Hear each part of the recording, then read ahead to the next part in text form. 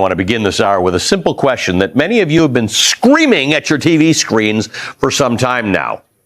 To whom does this democracy, whose 250th anniversary we are celebrating this year, to whom does this democracy actually belong?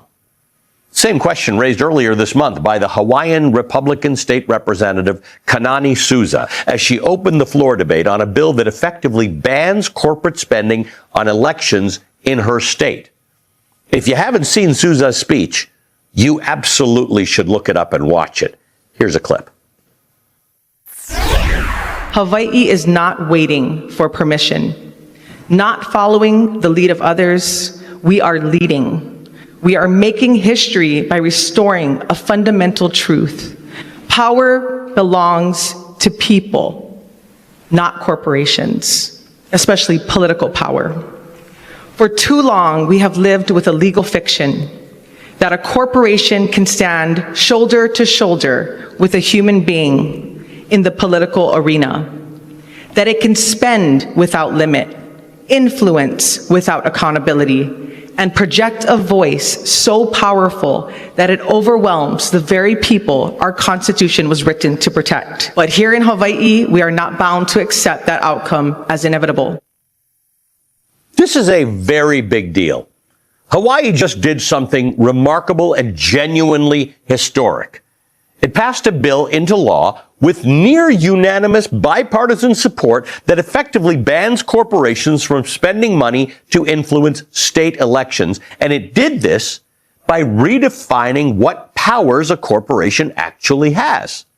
Hawaii Governor Josh Green signed it on May 14th, making Hawaii the first state in the nation to take on Citizens United and doing so in a way that no state has done before.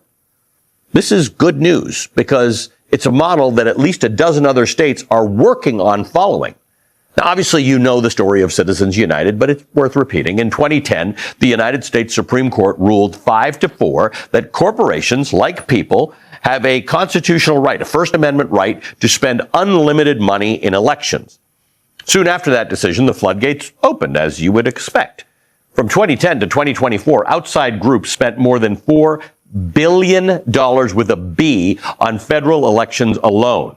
Dark money, spending by groups that are not required to disclose their donors, hit a record $1.9 billion in the last presidential cycle. State Senator Carl Rhodes, the Hawaiian bill's lead author, noting the scale of the problem, said, quote, in 2006, dark money was less than $5 million nationwide. In 2024, there was over $1 billion with a B anonymously spent in the presidential election alone, end quote. For more than a decade since that infamous ruling, Americans were told that there was nothing to be done. You want to fix it? Good luck. Amend the Constitution. Good luck waiting for a different Supreme Court. But a senior fellow at the Center for American Progress named Tom Moore did not accept that. And what he came up with is frankly very clever. Moore's insight was this. Citizens United asked whether the government could regulate a corporation's right to spend money in elections. The court said no, it could not. But the Supreme Court was never asked, nor did it ask, a different, more fundamental question. Does a corporation have the power, not the right, the power to spend money on elections in the first place? And that question, it turns out, belongs entirely to the states. Here's the key to understanding this. Corporations are not born. They are, in fact, created by state law. Unlike humans who are actually born, corporations are created by state law. They are given their powers by state law. They are dependent on state law for their very existence, which is why people choose to incorporate in various different states based on the rights that that state offers. Anyone who even has a small company knows that a corporation in America is a state entity. Chief Justice John Marshall established this principle in 1819, writing that, quote, a corporation is an artificial being, invisible, intangible, and existing only in contemplation of law. Being the mere creature of law, it possesses only those properties which the charter of its creation confers upon it, end quote. Pretty simple writing. In other words, corporations only exist because states created them and gave them their powers, things like the right to own property, to sign contracts, to sue, and to be sued. That 200-year-old Supreme Court decision has never been superseded. So Tom Moore's strategy, he calls it the corporate power reset, builds directly on this concept. States create corporations. States grant corporations their power.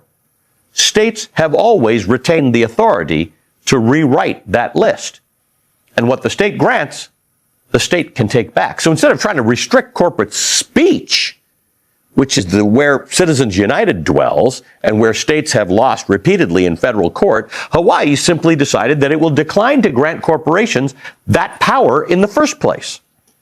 It is a subtle distinction, but it may be a legally and politically consequential one. It makes Citizens United irrelevant, at least within the borders of states that adopt this new way of thinking about it. Hawaii's new law, which takes effect on July 1st of next year, redefines corporations doing business in the state as entities that do not possess the power to spend money on elections or ballot measures. It does not eliminate super PACs, but it cuts off their most corrosive fuel source, anonymous corporate money. Super PACs can still operate, but only on money raised from human beings, whose names must be disclosed. State Senator Rhodes noted that anonymity isn't just a transparency problem, it's actually a national security problem. Quote, it's very difficult to know whether Russia or Iran or China are funneling money into American elections, end quote. That's true. It is Psycho Saturday here at Occupy Democrats. Welcome back in, mainly because we have a man named Donald Trump, who is the President of the United States, yet his ability to actually ever look, sound, or function as if he's president is always in doubt. And that is both the story and the video in this breaking story you have to see, which I'm going to show you in just a minute, because we know Donald Trump can't stand the late night hosts who poke fun at him. We know he's thin-skinned, insecure, and actually is just a paper tiger who is so far from a tough guy. I'd love to meet him on the street. More notably, I'd love to meet his kids. But in this breaking story, which I'm going to show you in a moment, Trump has a real issue, can't sleep, likes to do things like a 5-year-old, but this time he's crossed the line in a real strong way with what he posted, and you have to see it. I'm going to show you in a moment, because he just the other day said this about Stephen Colbert, along with posting a bunch of psychotic images you have to look at all at once. Take a listen to this real fast, and I'm going to show you the breaking story. From Truth Social, Stephen Colbert's firing from CBS was the beginning of the end for untalented, nasty, highly overpaid, not funny, and very poorly rated late-night television hosts. Others of even less talent to soon follow. May they all rest in peace, President Donald J. Trump. And just prior to that, Colbert is finally finished at CBS. Amazing that he's lasted so long. No talent, no ratings, no life. He was like a dead person. You could take any person off the street and they would be better than this total jerk. Thank goodness he's finally gone. And that goes along with Trump's mental state of psychologically posting things such as, hello Greenland, as if he's sneaking up on them creepily because he wants to take them over, and then noting that the Dow Jones has hit an all-time high, which of course does not resonate to 90-some% of the country. But certainly based on all the gold that he loves in his life, he then put up a Golden Dome White House post.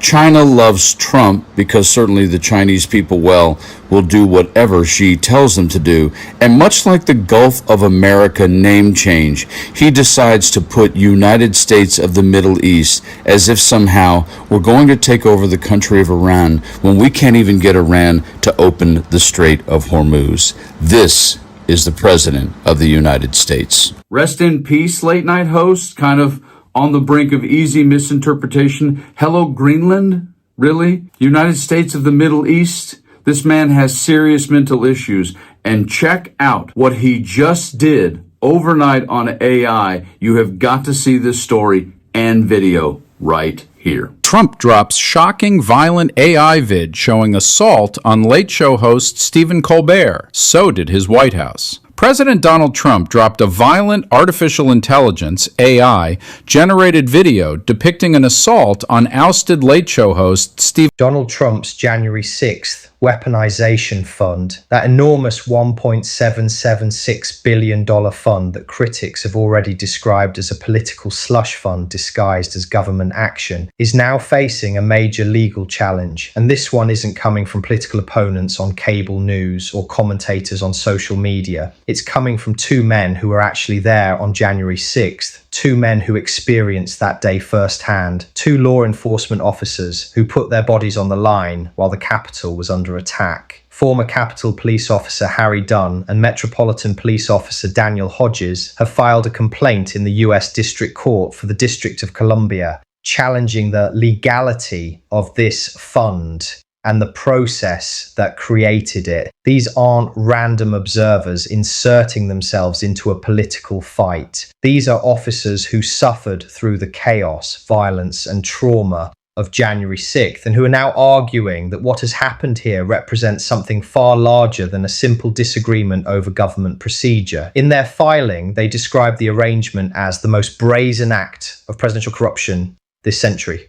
But frankly, that description almost feels too narrow. This century, we're talking about something that critics say could potentially rank among the boldest examples of presidential overreach ever attempted, because at the center of this isn't simply a disagreement over policy. This isn't about taxes. This isn't about spending priorities. This isn't even fundamentally about Donald Trump himself. This is about whether a president can essentially create a financial mechanism that critics argue bypasses constitutional limits entirely. Because according to the lawsuit, this isn't merely questionable. They argue it's illegal from top to bottom. The filing states that no statute authorizes the creation of the fund. They argue that the settlement used as justification is itself fundamentally defective. And beyond that, they claim the structure violates both federal law and constitutional protections. That's a pretty sweeping accusation. And if you're wondering whether that's just legal hyperbole, the arguments they're presenting actually hit some very specific issues. One of the biggest concerns raised involves the 14th Amendment. Specifically, the lawsuit points toward language prohibiting payment of debts or obligations incurred in aid of insurrection or rebellion against the United States. Now think about why that's significant. January 6th wasn't treated by the federal government as a normal protest that simply got out of hand. Hundreds of criminal cases followed. People were charged with assaulting officers, obstructing government proceedings, conspiracy offences,